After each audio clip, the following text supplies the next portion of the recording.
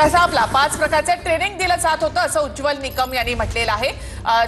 Advocate Ujjwal Nikam यांनी म्हटलंय की कसाबला अटक झाली तेव्हा त्याने याची कबुली दिली होती। कसाबचं ट्रेनिंग बघायला पाक आर्मीचे अधिकारी जायचे असं उज्ज्वल निकम यांनी म्हटलंय।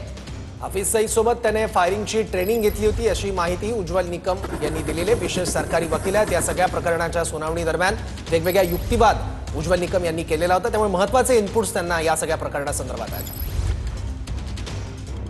हल्ला केलेला आहे 9 ठिकाणी हा हल्ला केलेला आहे। त्यामध्ये ज्या ठिकाणी कसाबने ट्रेनिंग घेतलं होतं तो तळ देखील उद्ध्वस्त केलाय भारताने आजच्या एअर स्ट्राईक मध्ये। निश्चितपणे मुझफ्फराबाद आणि मुदीरके ही 2 ठिकाणांमध्ये कसाबने स्पष्ट उल्लेख केलाय की आम्हाला कशा प्रकारचं प्रशिक्षित केलं जात होतं। आणि म्हणून माझ्या मते ही जी मुरीदके आणि मुझफ्फराबाद ही जी 2 ठिकाणं त्यांनी सांगितलेली आहे, काही ठिकाणची नावं त्यांना माहीत नव्हती कारण काही ठिकाणी त्यांना गुप्तपणे नेलं जात असं। आणि ही सगळी माहिती आपल्याकडे साठीत होती, संग्रहित होती। 1993चा मुंबई बॉम्बस्फोट असेल तो देखील जेव्हा खटला मी चालवला त्यावेळी देखील अतिरेक्यांना टाइम पेन्सिल डिटोनेटर कसं चालू करायचं, कारण 12 मार्चला देशामध्ये म्हणजे मुंबईत एकाच वेळा बॉम्बस्फोट झाले, RDS प्रथम वापरण्यात आलं।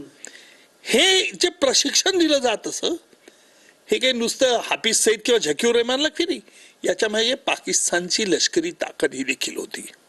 आणि म्हणून माझ्या मते पाकिस्तानने शहाणपणा दाखवला आहे की आम्ही याचा प्रतिशोध घेणार नाही। आणि म्हणून कारण तसं घेतलं तर आपली ताकद त्यांना माहिती आहे। आणि माझ्या मते आपल्या देशाचे हवाई दल, आर्मी, आपली राजनीती ही महत्वाची काम